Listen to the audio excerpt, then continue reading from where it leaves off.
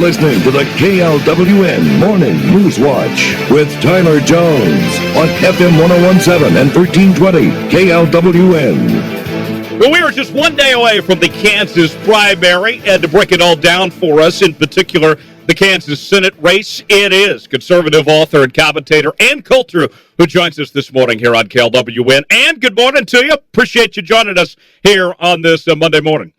Good talking to you. I lived in Kansas City, Missouri, but as you know, it's very close for a year. I love it out there. And I love your Senate candidate, Chris Kobach. As many of you probably know, I'm a huge supporter of his. Peter Thiel and I was just looking this up through a big fundraiser for him about a year ago. And the reason is don't listen to, or actually do listen to them if you're a Democrat. The elected Republicans, I was just thinking, no matter what you think about Trump or his positions on anything else, one of the most important concepts he introduced to America is this idea of the swamp. And that is that whether you vote Republican or Democrat, your representative gets to Washington and suddenly it's all about them. They want to make money for themselves. They want the campaign consultant and the big donor money coming in. And I've been really horrified in the past year or so as a lifelong Republican to see that my beloved Republican Party is about 90% shills for big business. That isn't someone like Chris Kobach, very respectable individual. It's actually kind of surprising, given his very impressive educational background, that he's just a principled, pro-American, pro-American farmers and workers, not pro-American Wall Street money and shill Republicans. And if you're a Democrat out there, you may be as surprised as I was to see that so many of the people you thought were your champions are really just on the take.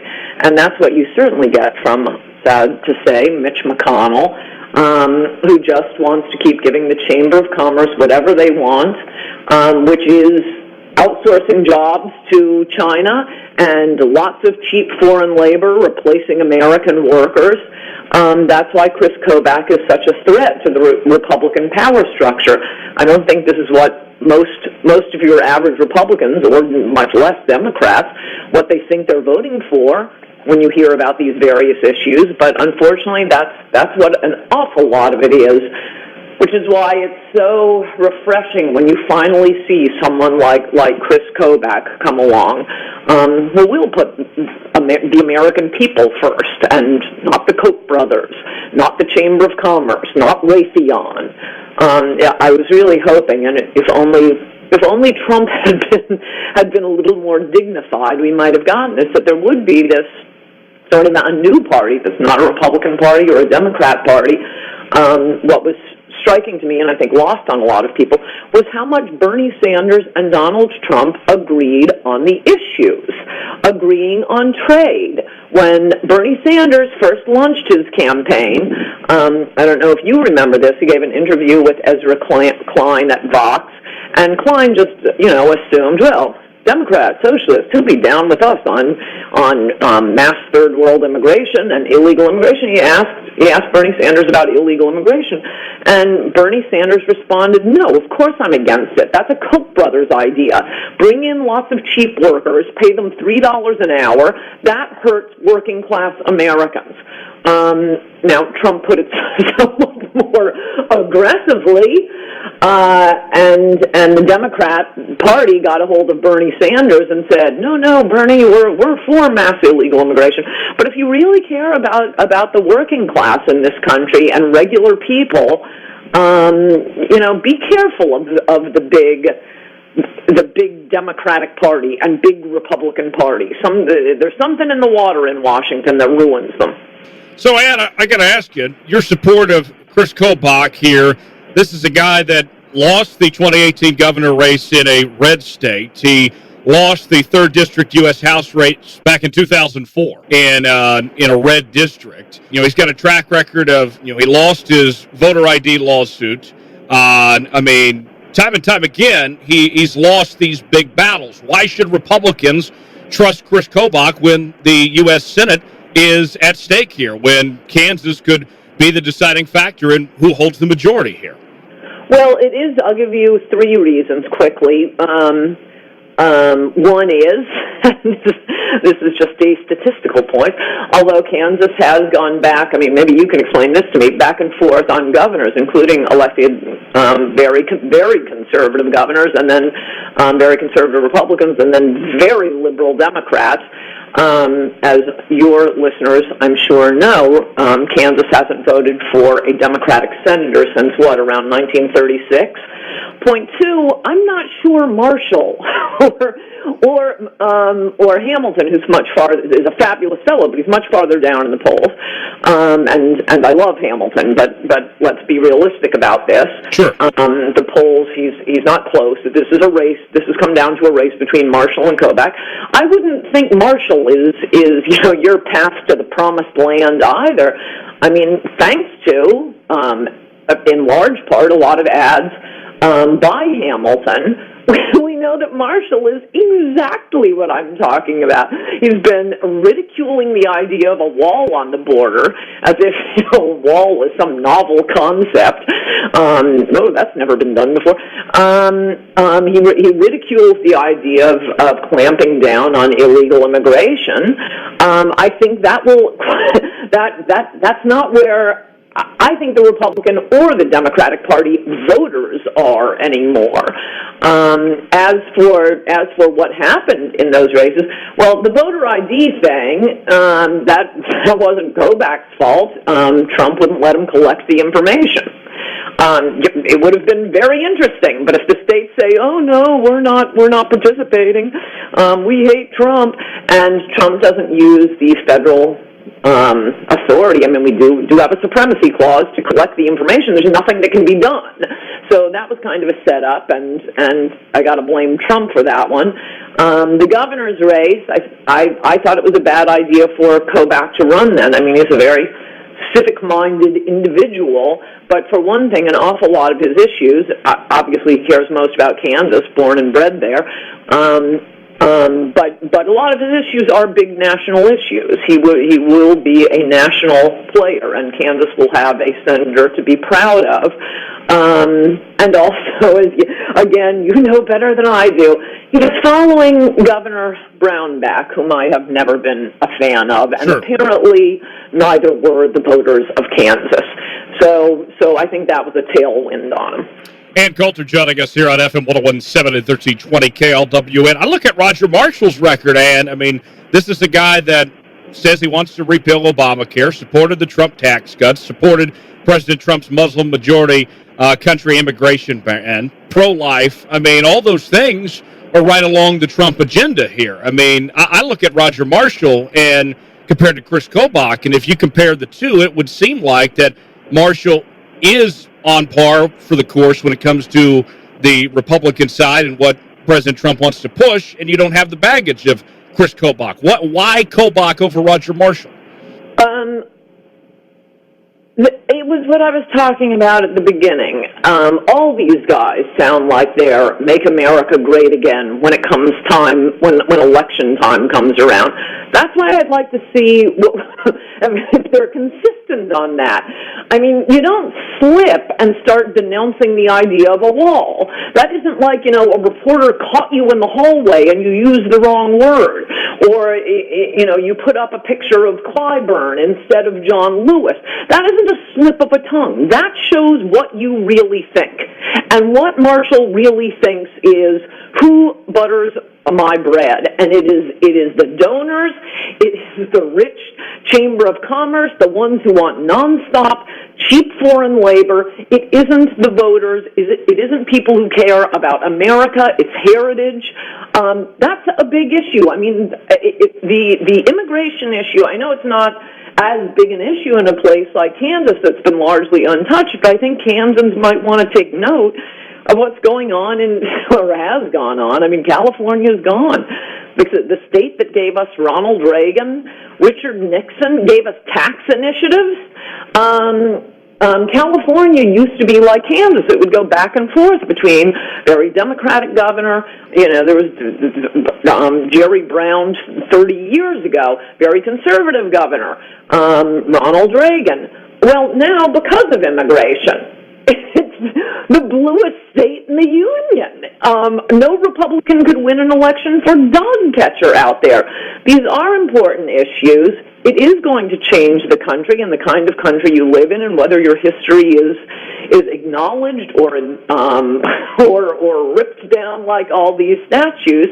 So, of course, when they're running for office over and over and over again, politicians of both sides, both Democrat and Republican, though only recently the Democratic Party has I guess there are enough people who don't care about this country now, that the Democratic Party can openly favor illegal immigrants, can openly favor changing the nature of our country by just bringing in massive waves of third world immigrants. But it used to be Harry Reid, Dianne Feinstein, Obama, Hillary, and John Edwards all were adamantly opposed to illegal aliens getting driver's licenses. That was only in 2008. This is a recent development for the Democratic Party.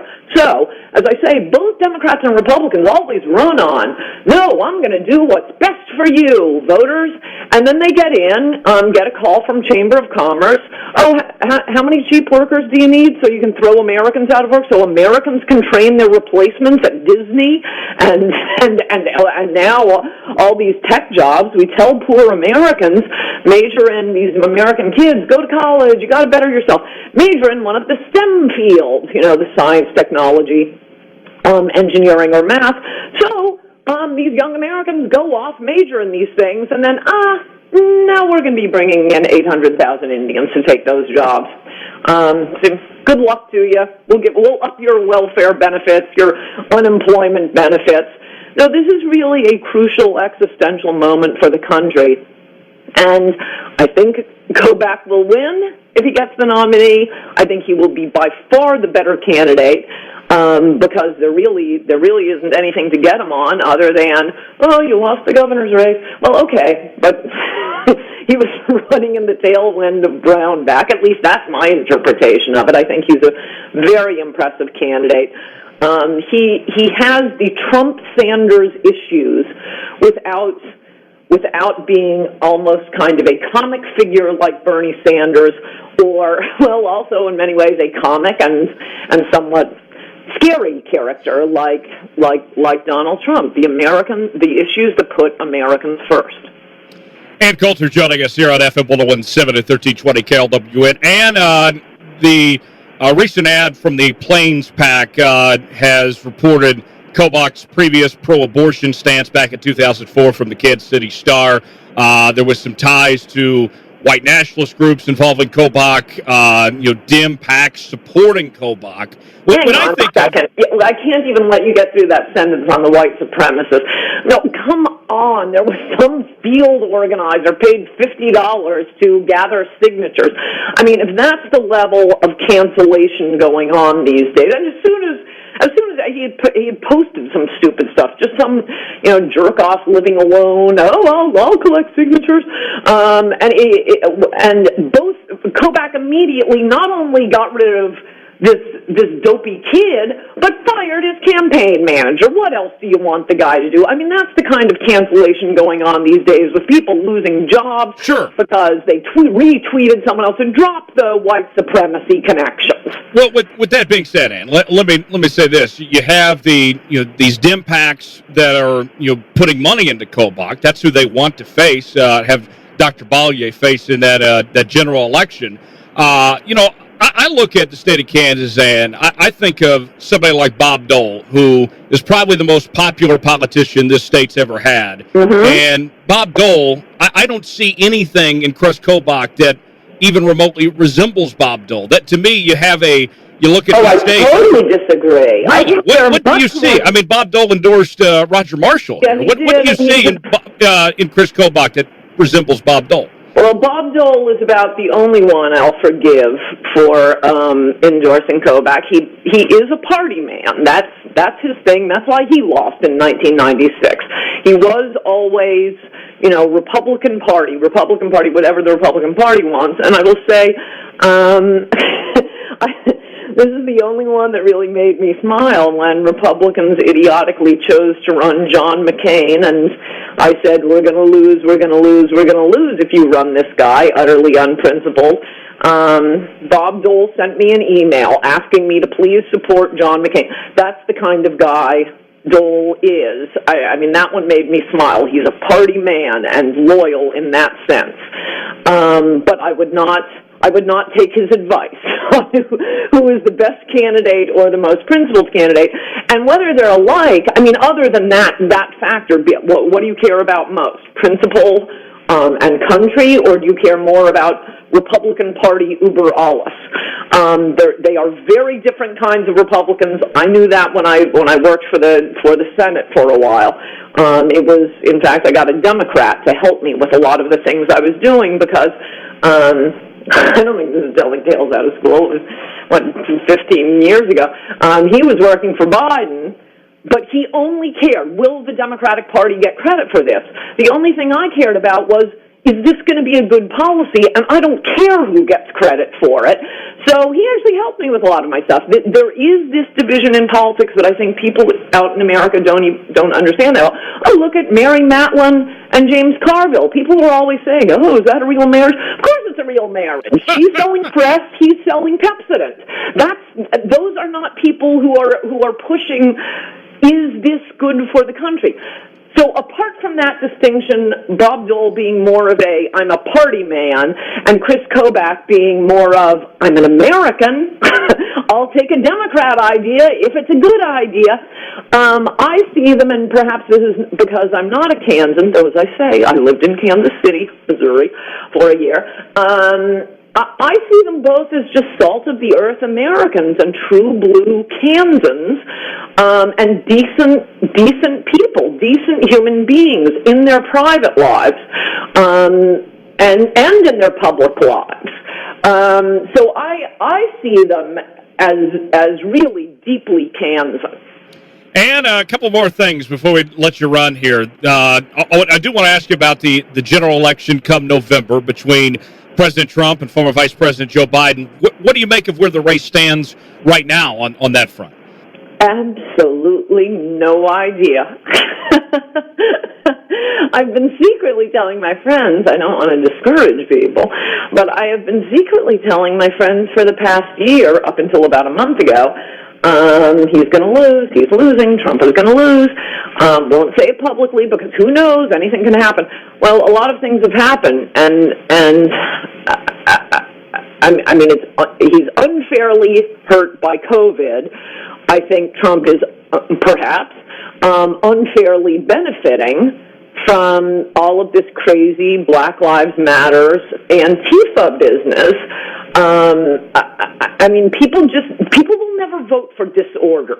You can't have anything. I mean, as a longtime New Yorker, wow, the difference in that city from the Koch Dinkins years to the Giuliani, Bloomberg years, and now the de Blasio years. You can't have anything if you don't have safety. Once Giuliani dropped the murders from, I don't know, it was a couple thousand a year to, he got it down to, I think it was about 600 when he left office. Bloomberg, by continuing the policies, got it down to some ridiculous level, 200 a year. I mean, it's a city of more than 10 million people, if that sounds like a lot of murders or lack of murders that I'm bragging about. But once that happened, I mean, the home of the hipsters, Brooklyn, I look at them and think, do you know that under Dinkins, this was no man's land? You could not have set foot in this borough. The way the flowers come back and you can build things like High Line and go through the park, you can't have anything without safety. And I think the sugaring going on in our cities, the craziness the horror show, that's going, the Democrats aren't separating themselves from it. You would think both parties would be coming out and saying we got to crack down on this madness. But no, the Democrats are worried about upsetting one segment of their base. And if the choice is between, I mean, I keep saying I've never seen an election, presidential election, where the issue is each side is trying to lose, doing everything it can to lose. So, one day I'll see Trump and think, oh my gosh, that was stupid and embarrassing. And then the media and the Democrats step forward and, oh no, we can top that. Oh, it's fascinating. And we're out of time. Thanks for joining us. I got to tell you, I don't know if you remember this, but the first time I met you, actually, you came to my hometown of Broken Arrow, Oklahoma, back in 2011, and you did a book signing there, and I met you, and you were so gracious, and so it was great to reconnect once again, and you're welcome back anytime. Thanks for joining us. Thank you. Great to talk to you. Go Kovacs. We will make America great again.